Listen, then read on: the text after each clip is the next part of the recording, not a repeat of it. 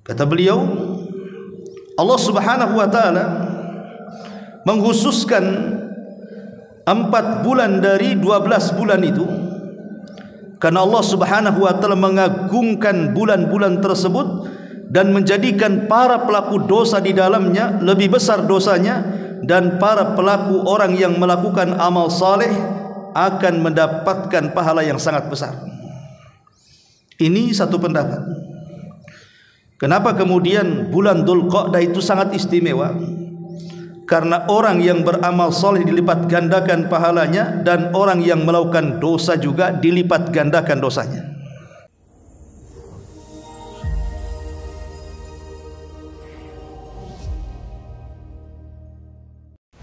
Wa ala alihi wa sahbihi wa mawalah wa la hawla wa la quwwata illa billahi wa ba'du. Alhamdulillah, di malam hari ini kembali kita bisa duduk di Masjid Muhajirin. Salawat dan juga salam kita hadiahkan kepada Rasul kita Nabi besar Muhammad sallallahu alaihi wa ala alihi wasallam. Hadirin dan hadirat yang dimuliakan Allah Subhanahu wa taala, pembahasan di malam hari ini meneruskan pembahasan tentang bulan Dzulqa'dah. Kalau dulu kita jelaskan tentang sejarah-sejarah yang terjadi di bulan Dzulqa'dah, maka malam ini kita akan khususkan kepada amalan-amalan yang harus dilakukan dan dihindari di bulan Dzulqa'dah. Mendasari pembahasan ini kita akan membahas surah At-Taubah ayat ke-36 yang sering kita dengar.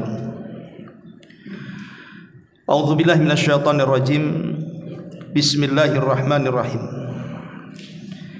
Inna iddatasy syuhuri indallahi 12 syahran fi kitabillah yauma khalaqas samawati wal ard minha arba'atun hurum dzalikad dinul qayyim fala tadlimu fihinna anfusakum wa qatilul musyrikina kafatan kama yuqatilunakum kafah. Allah Subhanahu wa taala berfirman, sesungguhnya bilangan bulan di sisi Allah Subhanahu wa taala ada 12 bulan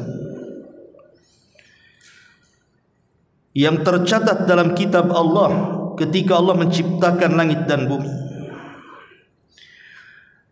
Dari 12 bulan itu Allah kecualikan ada 4 bulan yang disebut dengan Ashhurul Hurum, bulan-bulan suci.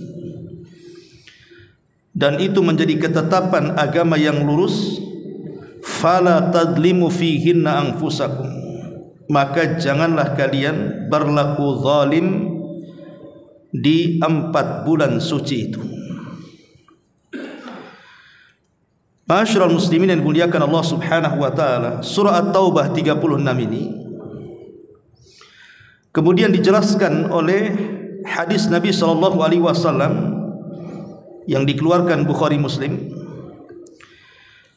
Ketika Nabi sallallahu alaihi wasallam berada di Hajjatul Wada, haji terakhir Rasul. Di situ Nabi sallallahu alaihi wasallam berceramah di padang Arafah.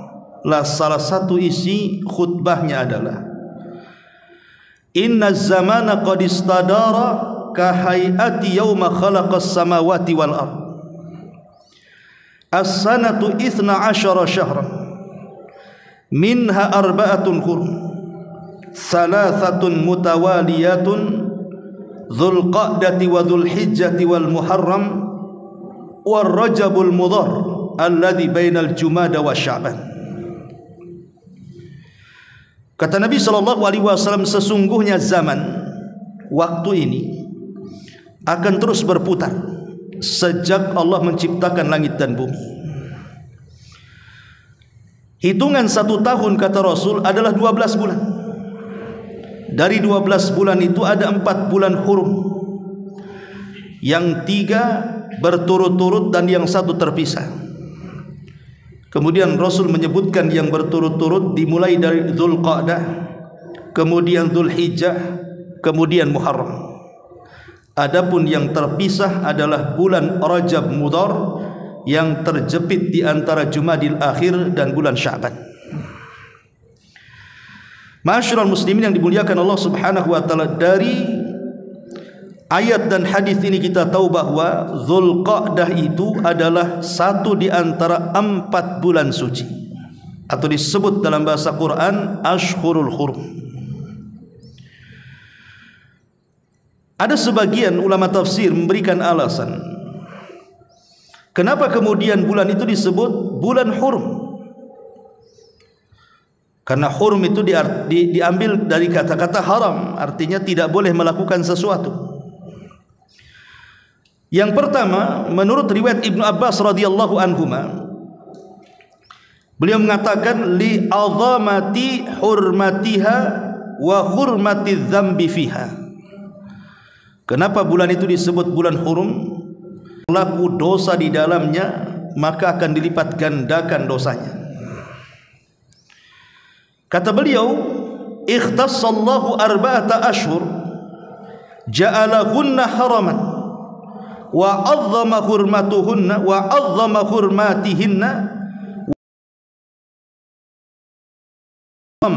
wa ja'ala al-'amala as-saliha wa ja'ala al-'amala as-saliha ajrun 'azim. Kata beliau, Allah Subhanahu wa taala mengkhususkan 4 bulan dari 12 bulan itu karena Allah Subhanahu wa taala mengagungkan bulan-bulan tersebut dan menjadikan para pelaku dosa di dalamnya lebih besar dosanya, dan para pelaku orang yang melakukan amal saleh akan mendapatkan pahala yang sangat besar. Ini satu pendapat.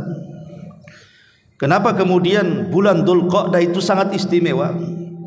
Karena orang yang beramal soleh dilipat gandakan pahalanya, dan orang yang melakukan dosa juga dilipat gandakan dosanya. Kemudian yang kedua, ada juga yang mengatakan sebagian ahli tafsir bahwa disebut Ashhurul Hurum itu karena haraman li tahrimil qitali fiha. Karena sejak zaman jahiliyah sampai kepada zaman diutusnya Nabi SAW, bulan Dzulqa'dah, kemudian Dzulhijjah, Muharram dan bulan Rajab ini adalah bulan mulia, sehingga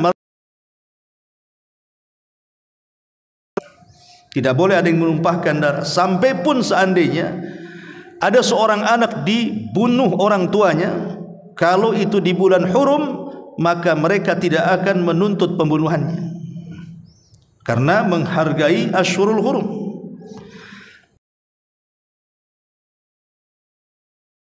Kemudian juga yang ketiga, ada sebagian ahli tafsir mengatakan kenapa kemudian bulan itu disebut Ashhurul Hurum?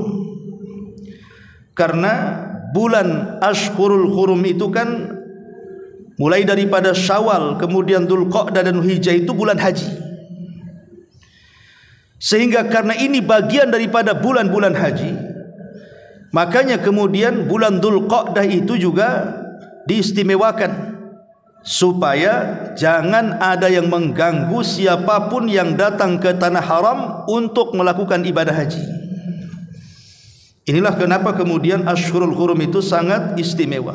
Memang tidak ada amalan khusus di bulan Dzulqa'dah, tapi karena ini bagian daripada bulan haji dan bulan hurum, makanya Dzulqa'dah itu sangat luar biasa dalam Islam.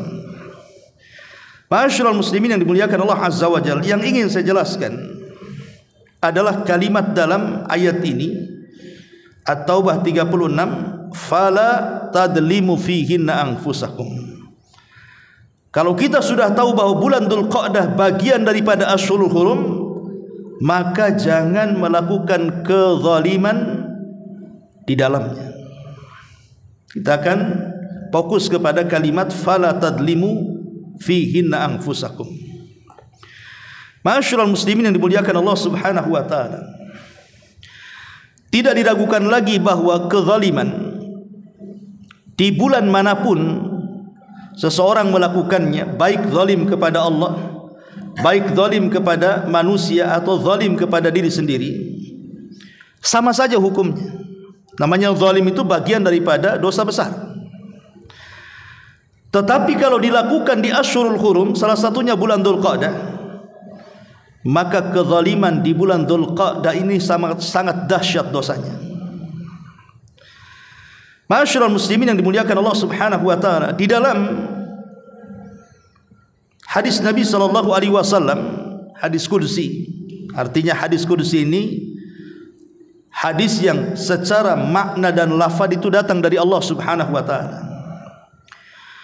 Allah Subhanahu wa taala berfirman, "Ya ibadi, inni haramtu zulma ala nafsi wa ja'altuhu bainakum muharraman fala tadzalamu."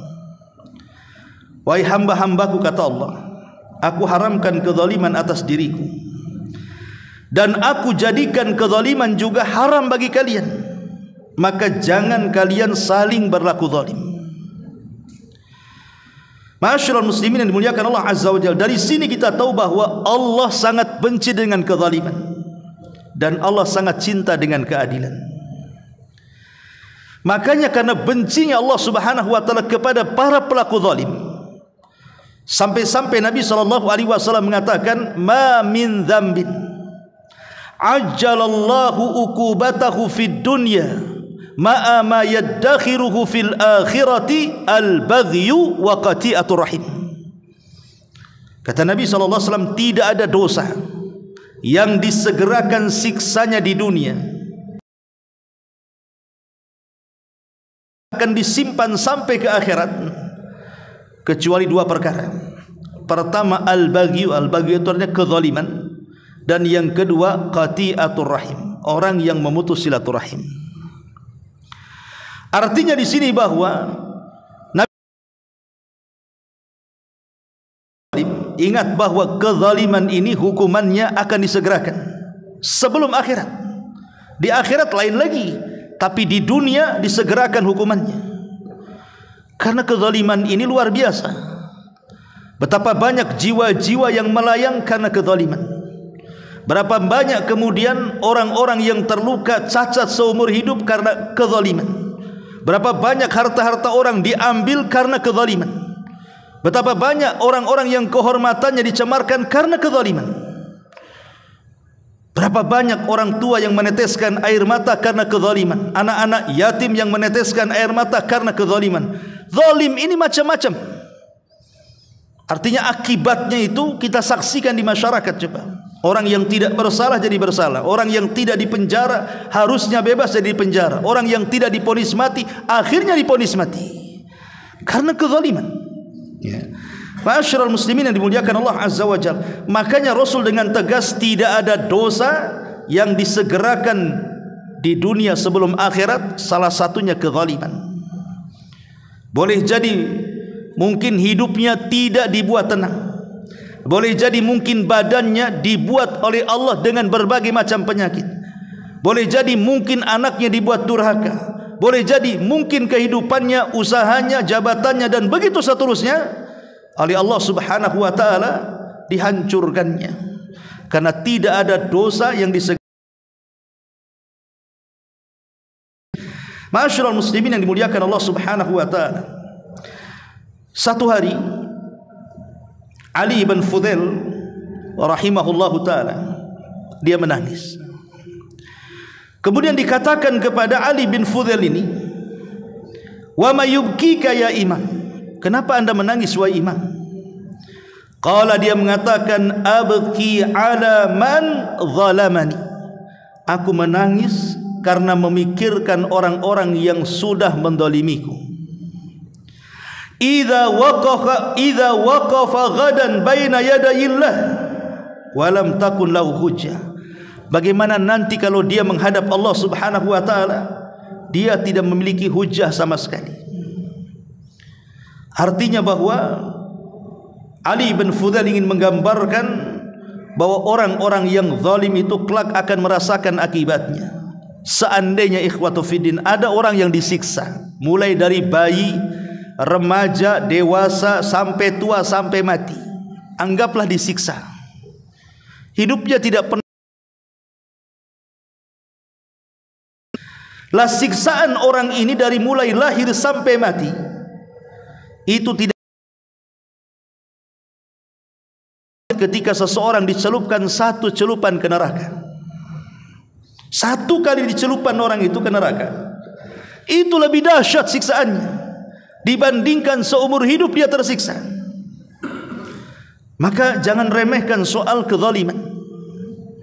Sampai-sampai Muawiyah ibn Abi Sufyan radhiyallahu anhuma mengatakan, inni la astahi an azlima man la yajidu alayya nasiran illallah. Kata beliau, sungguh aku malu kalau sampai aku menzalimi orang yang bagiku tidak ada penolong kecuali Allah Subhanahu wa taala. Aku akan malu kepada orang yang kuzalimi, di mana orang yang kuzalimi ini tidak ada penolong siapapun kecuali Allah Subhanahu wa taala. Karena ada orang-orang yang dizalimi itu ikhwatu fiddin, dia tidak bisa apa-apa dengan orang yang menzaliminya. Entah karena kefakirannya, entah karena kelemahannya, entah karena memang dia tidak bisa mampu untuk membalasnya. Betapa banyak orang-orang yang dizalimi tidak bisa kemudian membalas kezalimannya kan. Tapi ingat, bukan berarti kemudian orang-orang ini tidak ditolong, tidak ada yang menolong. Justru yang menolongnya adalah Allah Subhanahu wa taala, Al-Qawi, Al-Qahir, orang zat yang sangat kuat dan bisa siapapun untuk menghukumnya. Aku sangat malu kalau sampai aku melakukan kezaliman kepada orang yang tidak ada yang menolong dia kecuali Allah Subhanahu wa taala. Satu hari Umar bin Abdul Aziz kepada sebagian para pegawainya. Isi surat itu adalah fi tahsini madinati, agar para pejabat-pejabat di kalangan Umar bin Abdul Aziz itu membenahi kotanya. Salah satu isi suratnya apa dia? Hassinha bil adli, hassinha bil adli wa naqqi turuqaha minadh zulmi. Salah satu isi suratnya adalah perbaiki kota itu dengan keadilan dan bersihkan jalan-jalannya dari setiap kezaliman. Makanya Umar bin Abdul Aziz lihat, dalam 2 tahun saja banyak orang ditangkap di zamannya, banyak orang yang dipenjarakan di dalamnya. Siapa mereka yang ditangkap dan dipenjarakan dan dihukum itu? Orang-orang zalim. Makanya di zaman Umar bin Abdul Aziz itu tenang luar biasa, mendapatkan keamanan yang luar biasa. Bahkan ulama sampai menganggap kekuasaan Umar bin Abdul Aziz itu seperti kekuasaan Al-Mahdi, karena membawa ketenangan di mana-mana. Karena kalau sebuah negeri itu tenang, tidak ada orang-orang yang zalim, maka orang pun akan aman kemana-mana. Coba sekarang lihat kasus-kasus anak-anak muda yang geng-geng motor, kemudian dia merampok, merampas, terkadang menculik, terkadang membunuh, naudzubillah kan. Ini karena tidak aman, kan banyak kezaliman di dalamnya. Ma'asyiral muslimin yang dimuliakan Allah Subhanahu wa taala, Ali ibn Abi Thalib radhiyallahu anhu, dia mengatakan, yaumul mazlum ala zalim asyad min yaumi zalim alal mazlum. Ingat, hari ketika orang zalim dizalimi di dunia, maksudnya hari di mana orang zalim menzalimi di dunia, itu tidak seberapa hukumannya dibandingkan nanti orang-orang yang dizalimi akan menghukum dia kelak di akhirat. Ali bin Abi Thalib mengatakan, okelah sekarang di dunia ada orang yang menzalimi orang zalim, boleh jadi mungkin sampai terenggut nyawanya, sampai cacat badannya, sampai miskin kehidupannya. Itu tidak seberapa dibandingkan nanti di akhirat, kata Ali, di mana orang-orang yang dizalimi akan menuntut haknya kepada orang-orang yang zalim. Ma'asyiral muslimin yang dimuliakan Allah Azza wa Jalla. Dan ini peringatan keras dari Ali bin Abi Thalib radhiyallahu anhu sampai dikatakan Yazid ibn Hatim. Yazid ibn Hatim seorang alim min ulama'i salaf mengatakan, "Ma hibtu syai'an qad haibati min rajulin zalamtuhu wa ana a'lam alla nasirun lahu illallah." Kata dia, demi Allah aku tidak pernah segan kepada siapapun di hadapanku kecuali kepada orang yang dizalimi itu tidak ada penolong kecuali Allah Subhanahu wa taala. Dan banyak lagi perkataan ulama salaf tentang bahayanya zalim. Baik, sebelum kita luaskan, kita akan mengkisahkan dulu beberapa kisah tentang akibat orang-orang yang dizalimi dan akibat orang-orang yang berbuat zalim. Ma'asyiral muslimin yang dimuliakan Allah Subhanahu wa taala. Kisah pertama.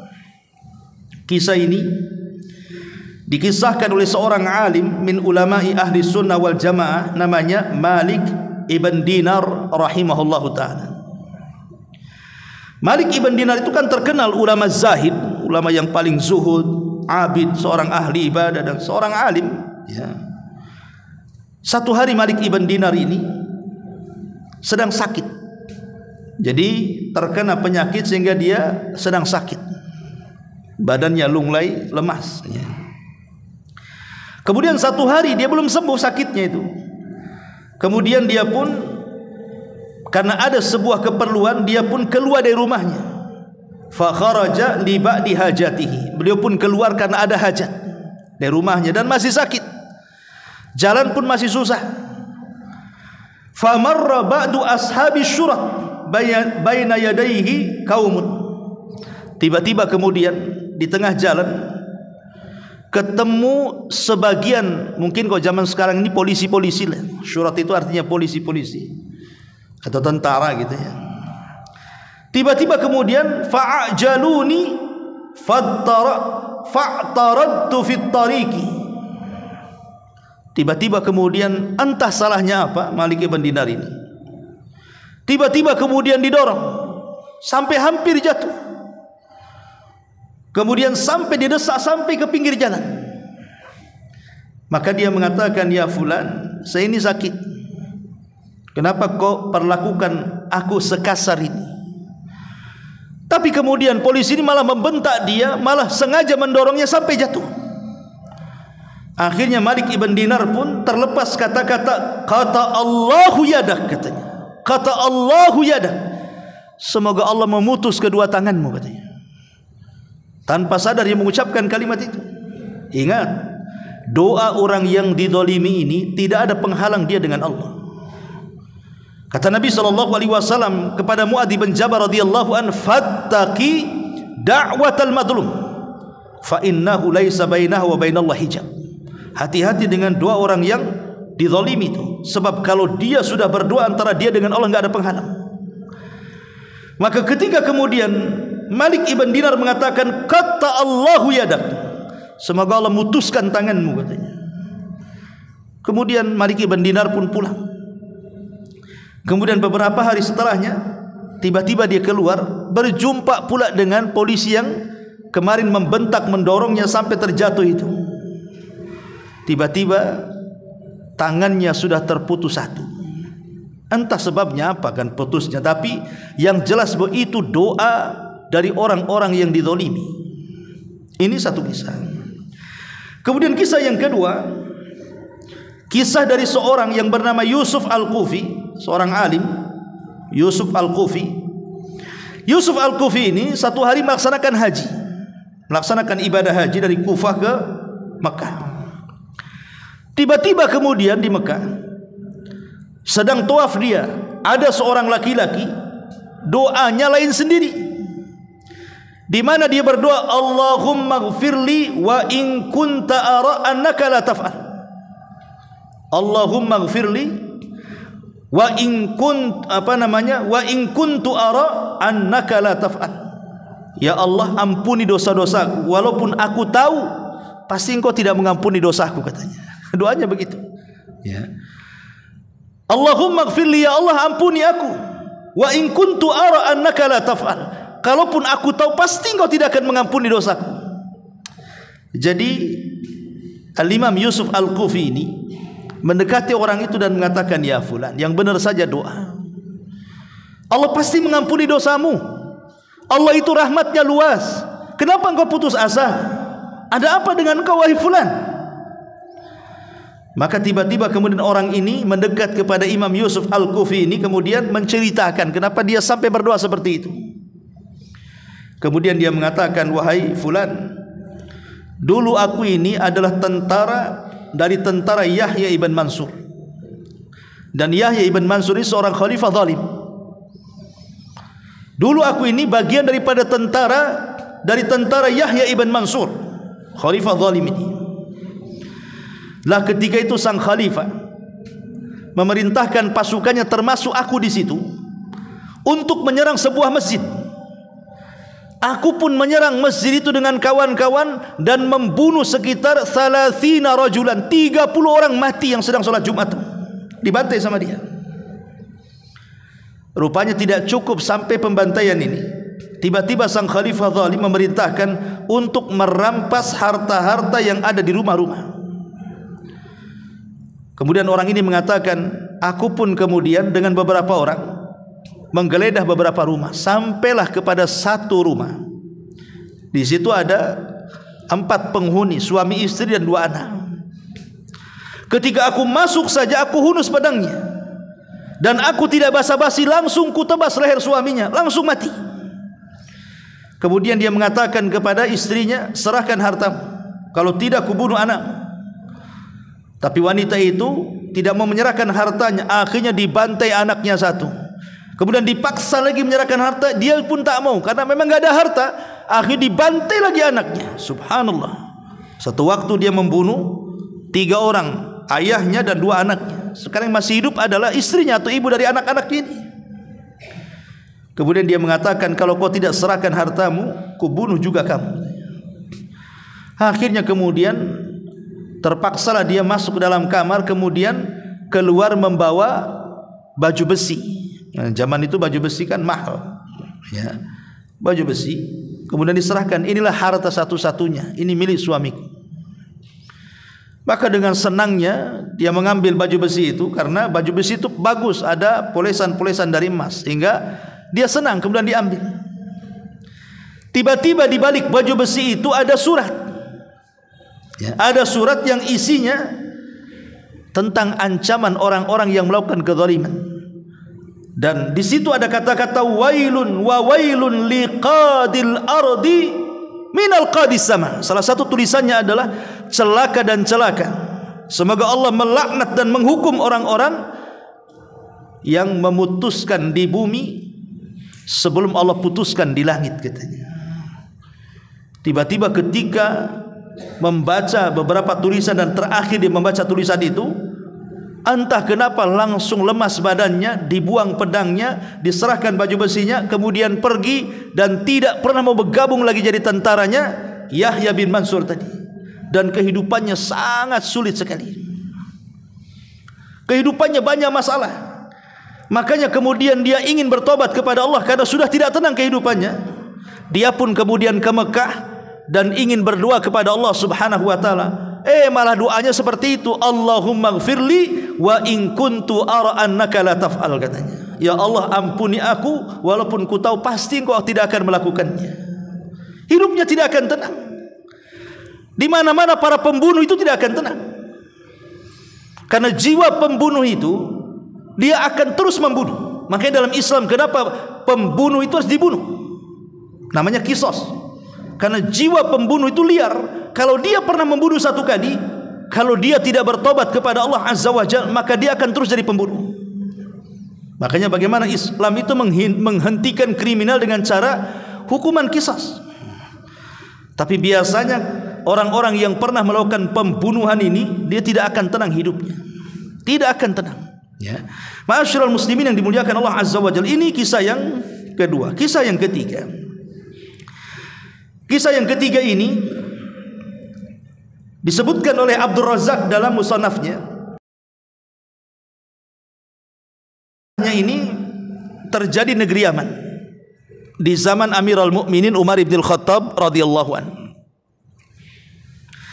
Jadi di zaman Amirul Mukminin radhiyallahu anhu berkuasa di negeri Yaman ini ada satu keluarga, suami istri. Suami istri tidak punya anak kecuali anak angkat. Jadi dia mengambil satu anak angkat untuk dijadikan anaknya. Kemudian suaminya ini pergi meninggalkan istrinya karena ada sebuah hajat keperluan, entah bekerja entah apa, pokoknya pergi dari rumahnya. Dan cukup lama perginya. Lah selama pergi suaminya ini, rupanya istrinya selingkuh dengan laki-laki lain, berzina dengan laki-laki lain. Lah ketika terjadi perselingkuhan itu, rupanya anak angkatnya ini yang belum balik ini mengetahui perbuatan ibunya, ibu angkatnya. Secara otomatis tentu tidak mungkin anak ini tidak akan melapor kepada bapaknya. Akhirnya kemudian karena ketahuan dengan anaknya, kemudian si ibu angkat ini berpikir dan berbicara dengan selingkuhannya, bagaimana kalau seandainya kita hilangkan jejaknya, kita bunuh anak itu. Tapi jangan kita yang membunuhnya, kita sewa orang. Akhirnya kemudian menyewa orang sekitar 5 orang. Jadi yang terlibat ini semua 7 orang ya. Si wanita selingkuhannya dan 5 orang pembayar untuk membunuh anak kecil itu. Bayangkan anak kecil. Setelah kemudian mereka mengadakan pertemuan, kemudian mereka pun akhirnya mensepakati untuk membunuh anak itu dan membuang di sebuah sumur. Setelah dibunuh, betul-betul dibunuh, dan anak itu dimasukkan ke dalam sumur. Setelah anak itu dimasukkan ke dalam sumur, tiba-tiba kemudian si ibunya ini berteriak-teriak seolah-olah anaknya dibunuh dan yang membunuh lari, padahal dia pula dalangnya kan. Tapi dia berusaha untuk menutup-nutupinya. Maka orang-orang pun datang ke situ, ya, mengucapkan bela sungkawa macam-macam ya, seolah-olah dia korban padahal dia pelaku. Ma'asyiral muslimin yang dimuliakan Allah Subhanahu wa taala, dia curiga. Ya. Akhirnya kemudian dengan berbagai macam upaya menyingkap kasus pembunuhan itu kan agak sulit zaman dulu dengan zaman sekarang. Kalau zaman sekarang kan macam-macam alat ya kan, sehingga paling mudah kadang-kadang pak polisi ini mengungkap pembunuhan di zaman, tapi zaman dulu kan susah. Sampai pada waktunya adalah seseorang yang lewat di sumur yang anaknya dicemplungkan di situ. Rupanya dari sumur ini keluar lalat yang biasa berada di bangkai itu. Orang curiga, kenapa di sumur ada lalat ini? Pasti ada bangkai di dalamnya. Dari situ kemudian menyebarlah ke yang lain. Jangan-jangan kemudian anak itu ada di situ. Karena kan tidak tahu anak itu jasadnya nggak diketemukan, tahu-tahu diketemukan di sumur tadi. Maka orang-orang pun kemudian berjumpa di situ, di sumur tadi. Lah orang yang membunuh dari 5 orang itu, dia ingin menutup jasad anaknya seolah-olah di sumur itu tidak ada orang, sehingga dia yang mengatakan biar aku yang turun katanya. Akhirnya turunlah salah satu pembunuh itu ke dalam sumur. Rupanya jasad anak itu dalam sumur disembunyikan. Kemudian naik lagi dan menceritakan nggak ada bangkai katanya, nggak ada apa-apa dalam sumur itu. Ya, orang percaya saja. Ya. Tapi setelah beberapa hari kemudian baunya makin menyengat ke atas. Akhirnya orang makin curiga kan. Dari situlah kemudian akhirnya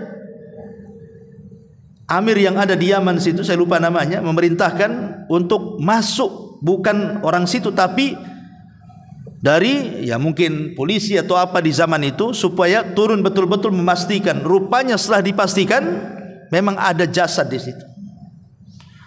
Kemudian dinaikkan ke atas. Setelah kemudian entah gimana ceritanya, ketahuan siapa pembunuhnya. Dari sini kemudian pembunuhan ini sampai ke telinga Umar bin Khattab radhiyallahu an. Sampai-sampai Umar radhiyallahu an mengatakan, "Lau ishtaraka fiha ahlus Son'a laqataltuhum," katanya. Kalau seandainya penduduk Son'a, kata Umar bin Khattab, ikut serta mendalangi pembunuhan anak itu, maka aku akan bunuh dan ku serang semuanya. Ya, Umar bin Khattab radhiyallahu anhu mengatakan, kalau seandainya penduduk Yaman, penduduk Son'a itu terlibat dalam pembunuhan, ku perangi mereka semua. Kenapa Umar sampai mengatakan seperti itu? Karena dahsyatnya dosa zalim itu. Makanya dalam Islam itu siapapun yang terlibat dalam sebuah kejahatan hukumannya sama. Pamannya ini 10 orang niat untuk membunuh, mungkin eksekutornya 1 orang, tetapi direncanakan oleh 10 orang. Dalam Islam itu semua kena qisas, semua kena bunuh. Dahsyatnya kezaliman. Ini kisah yang ketiga. Kemudian kisah yang Allah Azza wa Jalla diceritakan dari kisah pembunuhan Utsman ibn Affan radhiyallahu anhu. Jadi Al-Imam Ibnu Abi Dunya menceritakan dalam kitabnya tentang seseorang yang ikut terlibat dalam pembunuhan Khalifah Utsman bin Affan. Ma'rufnya Khalifah Utsman bin Affan itu meninggal karena dibunuh oleh anak-anak muda yang berasal dari beberapa negara. Ya, tentu karena hasutan daripada Abdullah ibn Saba al-Himyari al-Yahudi al-Yamani, atau disebut kelompoknya disebut kelompok Sabaiyah. Dan itu jumlahnya ada sekitar 5.000 orang tuh, yang mengepung rumahnya Utsman bin Affan. Coba bayangkan, rumah Utsman bin Affan itu dikepung 5.000 orang, semua anak-anak muda yang terhasut oleh Abdullah ibn Saba, tokoh munafik Madinah, yang pura-pura masuk Islam. Orang Yahudi pura-pura masuk Islam di zaman Utsman tuh, Abdullah bin Saba, atau disebut kelompoknya Sabaiyah. Sampai akhirnya kemudian rumah Utsman pun dikepung dan berakhir dengan terbunuhnya Utsman. Lah, saat Utsman sudah meninggal nih, Utsman sudah meninggal, dibunuh dengan cara sadis. Lah, Utsman ini berada di pangkuan istrinya, bahkan istrinya saja sampai tersabat beberapa jarinya, putus. Utsman, dengan darah Utsman itu dibalut. Muawiyah hampir mengirim pasukan besar untuk memerangi para pembunuh Utsman itu, karena sama-sama satu kabilah kan, Bani Umayyah. Ya, baik Utsman ataupun Muawiyah bin Abi Sufyan. Dan kekuatan Islam ketika itu ada di Syam masalahnya. Lah, ketika itu ada seseorang yang masuk untuk menampar Utsman. Utsman sudah meninggal. Saking jengkelnya kepada Utsman, entah apa pendorongnya, dia mau menampar pipinya Utsman tuh.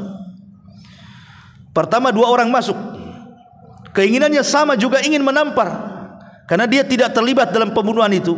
Ya, minimalnya ditampar itu sudah ikut sertakan gitu. Tapi istrinya kemudian mencaci maki 2 orang itu dan menyebutkan keistimewaan suaminya. Akhirnya malu keluar. Lah, yang 1 orang ini maksa minta supaya kain yang menutup Utsman bin Affan itu dibuka. Karena enggak dikasih istrinya, dibuka sama dia, kemudian dipukul wajahnya. Ini Utsman sudah meninggal. Akhirnya kemudian istrinya mengatakan, "Malaka ya fulan?" Kemudian, "Yabbasallahu yadak," kata istrinya, "wa a'ma basarak wala ghafara laka dzambak." Lihat istrinya Utsman bin Affan sampai mendoakan 3 kata. Yabbasallahu yadak, semoga tanganmu tidak bisa digerakkan. Wa a'ma basarak, semoga matamu dibutakan. Wala ghafara laka dzambak, semoga Allah tidak mengampuni dosamu, katanya. Istrinya marah, ya, sampai mendoakan seperti itu. Apa yang terjadi? Setelah beberapa waktu berjalan, tiba-tiba apa yang didoakan istri Utsman bin Affan ini menjadi kenyataan. Tiba-tiba tangannya stroke, tidak bisa digerakkan. Tiba-tiba matanya tidak bisa melihat, dan dia pun tidak bisa hidup dengan tenang, karena dia merasa berdosa terus. Akhirnya dia kemudian ke Mekah, sujud di depan Ka'bah, kemudian berdoa, Allahumma gfirli, Allahumma gfirli, ya Allah ampuni aku. Tapi aku yakin kau tidak akan mengampuni aku, katanya. Masyarul muslimin yang dimuliakan Allah Azza wa Jalla, lihat bagaimana Allah menyegerakan dosa orang-orang yang zalim di dunia. Ini kisah yang keempat. Kemudian kisah yang kelima, masyarul muslimin yang dimuliakan Allah Subhanahu wa taala, masih dalam dunia pembunuhan. Husain putra Ali radhiyallahu anhu itu kan sangat mengenaskan saat kematiannya, Husain bin Ali itu. Bayangkan Husain ini kan ditipu oleh orang-orang Kufah supaya datang ke Kufah, kami siap membaiat. Tapi apa yang terjadi sampai di Kufah, semua penduduk Kufah berkhianat. Lisan mereka saja, tapi badan mereka mengikuti Yazid bin Muawiyah. Akhirnya kemudian Husain pun yang ketika itu jumlahnya hanya 70 orang. 70 orang itu mungkin dari keluarga Nabi itu sekitar 50 orang, ya sisanya itu pasukan lah yang menjaga Husain itu. Sementara yang mengepung itu 5.000 lebih. Ya. Di bawah kekuasaan Ubaidillah ibn Ziyad. Akhirnya kemudian Husain itu sudah mau balik sebenarnya, tapi dihalang-halangi. Kemudian belakangan akhirnya kemudian tentara Husain pun dikepung 5.000 orang, bayangkan mengepung cuman tidak sampai 100 orang. Tentaranya mungkin 30 orang, sisanya laki-laki, perempuan, anak-anak, itu keluarga Nabi semua tuh. Baik anak-anaknya Husain atau anak-anaknya Hasan atau paman-pamannya ikut terlibat di situlah, bibi-bibinya apa semua ikut kan. Lah terjadilah pembantaian di sini kan, di Karbala itu. Sampai keluarga Nabi SAW hampir meninggal semuanya di situ. Termasuk Husain dan anak-anak laki-lakinya, cuman satu yang masih hidup. Jadi Husain itu meninggal, anak-anaknya juga meninggal dunia, cuman satu yang hidup, yang namanya Ali ibn Husain ibn Ali atau dikenal dengan Zainul Abidin. Inilah yang hidup. Maka semua keturunan Husain sampai sekarang itu jalurnya kepada Zainul Abidin, karena itu satu-satunya yang hidup. Siapapun yang mengaku keturunan Nabi SAW dari jalur Husain, maka sanadnya harus sampai kepada Ali ibn Husain atau dikenal dengan Zainul Abidin. Tapi saya tidak hendak bercerita nasab, nanti ramai pula. Ya. Jadi yang saya ingin ceritakan adalah saat detik-detik kematian Husain. Jadi diceritakan saat detik-detik kematian Husain, Husain ini merasa haus sekali sebelum meninggal, merasa haus. Ya.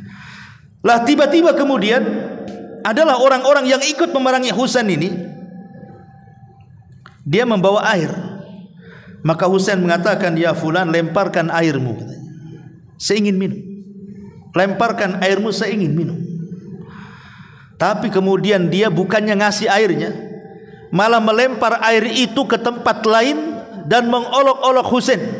Bukannya dikasih minum, mau dilempar jauh-jauh tuh air itu. Maka Husain pun akhirnya kemudian meninggal dunia. Sebelum meninggal dunia dia mengatakan apa? Allahumma mi'hu, katanya. Haus aku, buatlah dia haus, katanya. Dia sudah membuat haus aku, buat juga haus dia. Dan selang beberapa waktu Husain meninggal dunia, ya, di Karbala. Lah orang-orang yang didoakan Husain ini, orang yang didoakan Husain karena dia sudah melakukan kezaliman, subhanallah, saat detik-detik wafatnya dia pun mengalami hal yang sama yang dialami oleh Husain ibn Ali, kehausan yang bersangatan. Sampai kemudian didatangkan satu baskom air yang kalau diminum oleh 10 orang itu sebenarnya cukup, tapi diminum dia sendirian sampai habis. Bayangkan, orang detik-detik sakaratul maut nih dikasih minum satu jolang yang kalau 10 orang meminum habis, dia habiskan sendiri. Tapi subhanallah, ada keanehan, setelah habis tetap hausnya masih ada, minta lagi air, minta lagi air, sampai akhirnya Allah wafatkan dia. Ya, bagaimana al-jaza'u min jinsil amal, namanya sebuah balasan itu disesuaikan dengan amal perbuatannya. Sebagaimana dia melakukan kezaliman seperti itu, maka Allah terkadang membalas kezaliman yang sama kepada dia. Naudzubillah. Ya. Ma'asyiral muslimin yang dimuliakan Allah Azza wa Jalla. Kemudian juga kisah yang ke-6. Kisah ini pernah saya kisahkan di sini, di mana Al-Imam Az-Zahabi rahimahullahu taala menukilkan dalam kitab Al-Kabair. Jadi Imam Zahabi, pengarang kitab Al-Kabair, menukilkan tentang seorang laki-laki. Kata beliau, ra'aitu rajulan maqtu'al yad minal katifi wa huwa yunadi man ra'ani falam yadlim ahada. Jadi kata Imam Zahabi menukilkan biografi salah satu ulama. Salah satu ulama ini menceritakan dahulu aku pernah melihat ada seorang laki-laki yang terputus tangannya hingga sampai katip, sampai bahu. Kemudian dia pun berteriak-teriak di hadapan manusia, siapapun yang melihatku jangan pernah melakukan kezaliman kepada siapapun. Kemudian Imam Dhahabi menceritakan kisahnya, di mana ada orang jahat, preman lah mungkin zaman sekarang. Dia memalak orang. Jadi ketika ada seorang nelayan baru saja pulang dari nelayan dan mendapatkan satu ikan yang cukup besar hanya untuk menghidupi dia dan keluarga dan anak-anaknya, tiba-tiba dicegat orang jahat ini. Kemudian diminta lautan. Nah itu tak mau kasih, tapi karena diancam dibunuh, terpaksa dikasih. Ikan itu sudah mati sebenarnya. Kemudian dengan senang hati dia bawa pulang untuk mau dimasak ikan itu. Allah hidupkan sesaat di tengah perjalanan. Tiba-tiba ikan itu menggigit orang jahat ini. Gigitan itu tidak terlalu parah, ya hanya gigit kecil kemudian mati lagi. Ya disangka mungkin tidak ada masalah. Awalnya tidak sakit, sakit-sakit kecil saja kan gitu. Sampai di rumah dimasak ikan, dimakan lahap seolah-olah tidak punya dosa. Rupanya di malam hari bekas gigitan ikan itu baru terasa. Dia pun mengalami demam hebat yang luar biasa, mengalami sakit yang tidak ada yang tahu rasa sakitnya kecuali Allah, saking sakitnya. Menjerit-jeritlah dia malam-malam. Di pagi hari dia enggak tahan, datanglah dia kepada seorang tabib. Kemudian sang tabib mengatakan, "Ya fulan, ini bahaya gigitan ikan, ada bisanya." Dan bisanya sudah sampai ke telapak tangan lebih. Kalau telapak tanganmu tidak dipotong, maka bisanya akan terus menjalar sampai ke jantung dan kau akan mati. Akhirnya diamputasi tangannya. Telapak tangannya itu diamputasi. Setelah diamputasi dikiranya akan sembuh.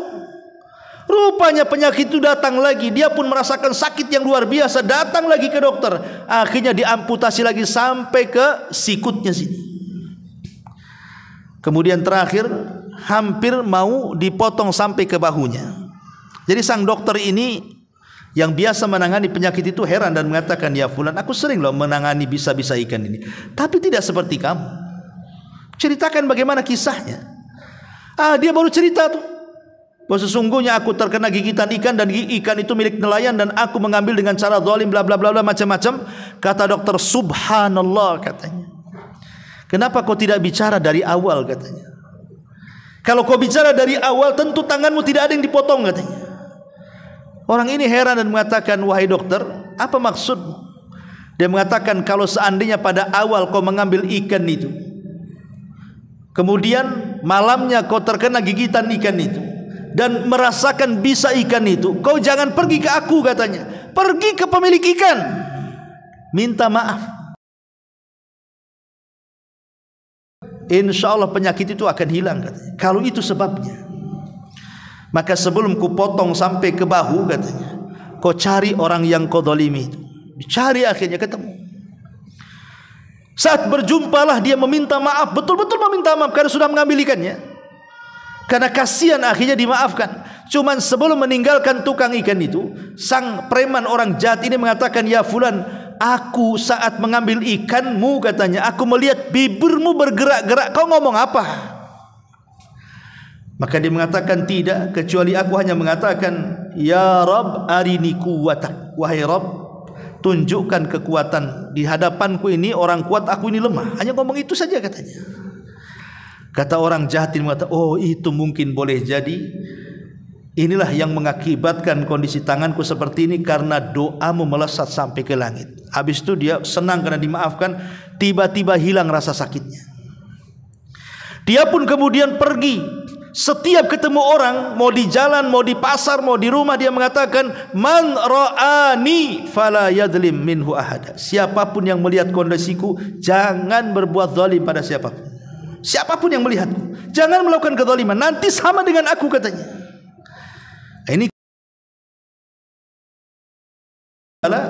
di dalam kitab Al-Kabair. Ma'asyiral muslimin yang dimuliakan Allah Subhanahu wa taala. Kemudian kisah yang selanjutnya. kisah tentang seorang sahabat namanya Sa'ad bin Abi Waqqas. Ingat, Sa'ad bin Abi Waqqas itu satu di antara 10 sahabat yang dijadikan surga kan. Dan Sa'ad itu dapat doa dari Rasul, kalau dia berdoa mustajab doanya. Jadi di zaman Umar bin Khattab radhiyallahu, Sa'ad ini diutus oleh Umar untuk bertugas di Kufah, menjadi gubernur sana. Dan kita tahu orang Kufah ini susah diatur. Jadi Sa'ad bin Abi Waqqas ditugaskan Umar untuk menjadi gubernur di Kufah. Sa'ad berusaha untuk berbuat baik kepada penduduk Kufah ini. Tapi ada juga yang tidak suka dengan Sa'ad bin Abi Waqqas. Akhirnya Sa'ad difitnah bahwa satu, katanya Sa'ad ini dia sholatnya tidak beres, katanya. Yang kedua, kalau berhukum memutuskan tidak pernah adil, dan dia macam lah banyak fitnah itu. Umar bin Khattab, ya tentu Umar merasa harusnya Sa'ad nggak begitu. Dipanggil Sa'ad, setelah diajak bicara oleh Utsman bin Affan. Akhirnya kemudian Umar bin Khattab ingin memastikan kalau ucapan Sa'ad benar ataukah yang memfitnah itu yang benar. Maka Umar pun turun tangan dari Madinah pergi ke Kufah dia. Kemudian dia datang ke masjid-masjid, ke masyarakat Kufah, bertanya soal kepemimpinan Sa'ad bin Abi Waqqas ini. Subhanallah, rupanya penduduk Kufah itu semua senang dengan Sa'ad. Hanya 1-2 orang saja enggak senang.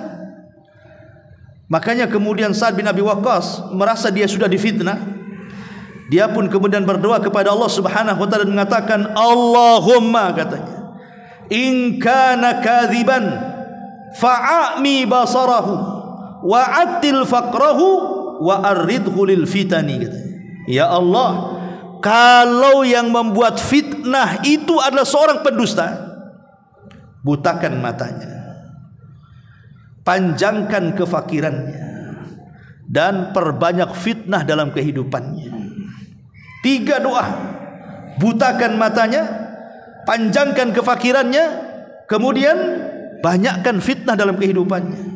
Kata perawi hadis yang meriwayatkan hadis ini, fa ana ra'aituhu yata'arradu lil ima'i fi syikaki.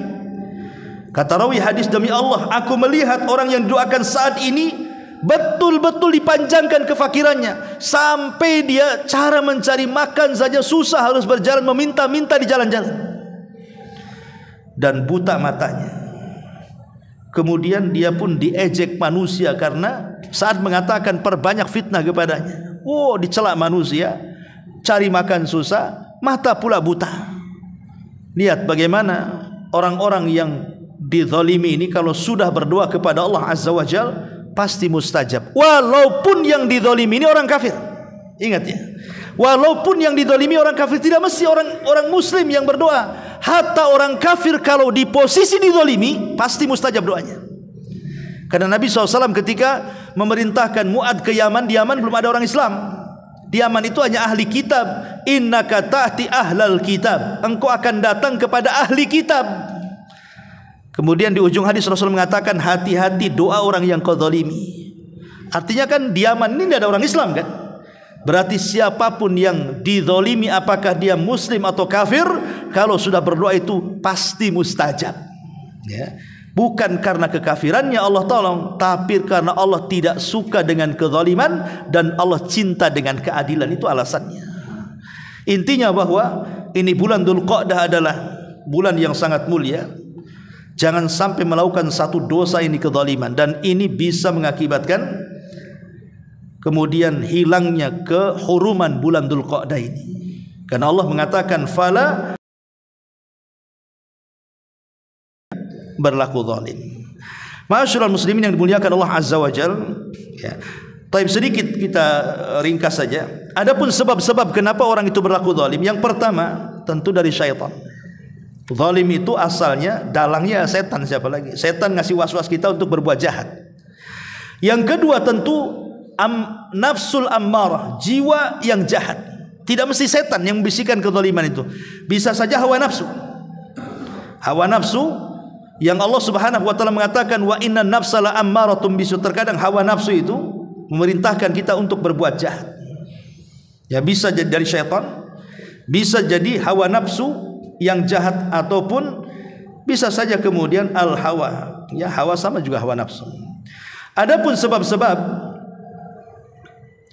seseorang itu menghindar dari kezaliman, kalau sebab zalim sudah jelas dari setan atau dari hawa nafsu. Lalu perkara-perkara yang bisa menolong supaya kita tidak berbuat zalim. Satu, ingat bahwa kezaliman itu tidak mungkin dibiarkan Allah. Kezaliman itu tidak mungkin dibiarkan Allah. Sekecil apapun kezaliman, pasti Allah akan balas. Kemudian yang kedua, lihatlah kepada akibat yang buruk dari kezaliman itu. Ya, tentu kisah-kisah dulu para penentang para nabi, bagaimana kaum para nabi yang diazab oleh Allah karena kezaliman mereka dengan berbagai macam siksa yang Allah kirimkan di dunia, hendaklah itu menjadi sebuah pelajaran. Kata Allah Subhanahu wa taala, "Wa ma kunna muhlikil qura illa wa ahluha zalimun." Tidaklah kami menghancurkan sebuah kaum kecuali karena di dalamnya banyak kezaliman. Kemudian yang ketiga, hendaklah istihdar masyhad faslil qada. Coba bacalah tentang kisos-kisos pada hari radhiyallahu anhuma ketika menceritakan tentang para pembunuh. Kata Abdullah bin Abbas radhiyallahu anhuma, nanti para pembunuh akan datang, orang-orang yang dibunuhnya menghadap Allah dengan membawa kepala pembunuhnya, dengan membawa kepalanya yang kan orang-orang yang dibunuh itu nanti menghadap pada hari kiamat tanpa kepala. Kata Abdullah bin Abbas, orang-orang yang dibunuh menghadap kepada Allah tanpa kepala. Di mana kepalanya? Kepalanya ditenteng di tangan kanan. Kemudian tangan kirinya menyeret orang yang membunuhnya. Kemudian menghadap Allah dan mengatakan, "Ya Rabb, sal hadza lima qatalani." Ya Rabb, tanya orang ini kenapa dia membunuhku, katanya. Walaupun ketika di dunia, ketika dibunuh bukan dipenggal, tapi nanti orang-orang yang dibunuh di dunia dengan cara apapun pembunuhannya, tetap dia tidak punya kepala. Kemudian tangan kirinya nyeret orang yang bunuhnya, kemudian mengatakan, "Sal hada ya Rabb lima qatalani." Tanya orang ini kenapa dia bisa membunuh. Ya. Ma'asyiral muslimin yang dimuliakan Allah Azza wa Jalla. Kemudian yang keempat, adzikr wal istighfar. Tentu harus banyak zikir, banyak istighfar. Kemudian juga yang kelima, kafun nafsi anil zulmi. Berusaha untuk jangan mengikuti hawa nafsu dan mudah mengikuti hawa nafsu untuk melakukan kezaliman. Tekan hawa nafsu itu, karena hawa nafsu itu selalu berusaha untuk mengajak manusia melakukan kezaliman. Dan ingat bahwa kezaliman pertama di muka bumi adalah kezaliman Qabil kepada Habil. Itulah kezaliman pertama. Qabil membunuh Habil. Jadi pertama kali kezaliman di permukaan bumi adalah pembunuhan. Makanya Nabi SAW juga di akhir zaman mengatakan apa? Tidak mungkin terjadi kiamat, kata Rasul, sampai banyaknya al-haraj. Ditanya oleh sahabat, apa haraj itu wahai Rasul? Haraj itu artinya al-qatlu, pembunuhan. Kemudian Nabi SAW sampai mengatakan, sampai la yadri al-qatil lima hatta la yadri al-qatil, sampai orang yang membunuh tidak tahu lima qatala, kenapa dia sampai membunuh. Wal maqtulu la yadri fi ma qutil, dan orang yang dibunuh pun tidak tahu kenapa dia sampai dibunuh.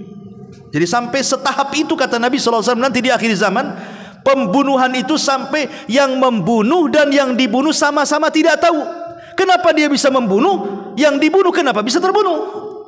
Karena dalam Islam bunuh-membunuh itu kan ada aturannya. Pamannya dia membunuh, dibunuh kisos. Atau mungkin orang yang berzina dan dia sudah menikah, rajam sampai mati. Atau kalau dia murtad dan tidak mau kembali dan dia berada di hukum Islam, maka dia dibunuh. Atau karena kejahatan yang luar biasa, akhirnya kemudian pemerintah menentukan sebuah hukuman, ini kalau tidak dibunuh akan masalah. Seperti Indonesia umpamanya ada hukuman, barang siapa membawa narkoba sekian kilo, sekian ton, bunuh. Kan dalam Islam ada aturannya itu. Tapi nanti aturan-aturan bunuh-membunuh sudah tidak ada lagi, kata Rasul. Dan hari ini kita lihat, anak membunuh orang tuanya, orang tua membunuh anaknya, saudara membunuh saudaranya hanya gara-gara waris. hanya gara-gara ketersinggungan, bunuh-bunuhan. Macam-macam kan pembunuhan di zaman sekarang. Yang lagi viral nih geng-geng motor yang suka bunuh-bunuh orang kan. Apa salahnya orang yang dibunuh itu? Jadi Nabi SAW mengatakan bahwa kalau sudah banyak pembunuhan yang tidak tahu alasannya, kata Rasul, itulah dekatnya kiamat, kata Rasul. Jadi awal kezaliman pembunuhan dan akhir kezaliman juga nanti akan banyak pembunuhan. Ma'asyiral muslimin yang dimuliakan Allah Subhanahu wa taala, dan kezaliman itu kan bentuknya banyak.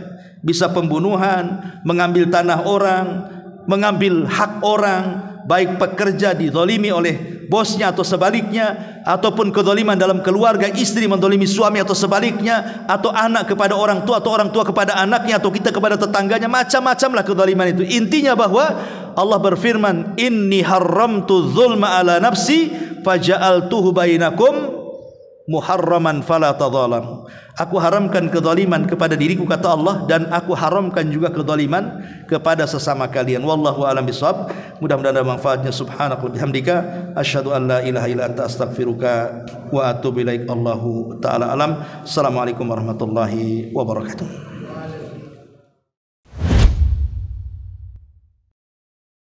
Intinya bahwa tolong berakhlak kepada Allah. Membahas tafsir dari surah Al-Imran.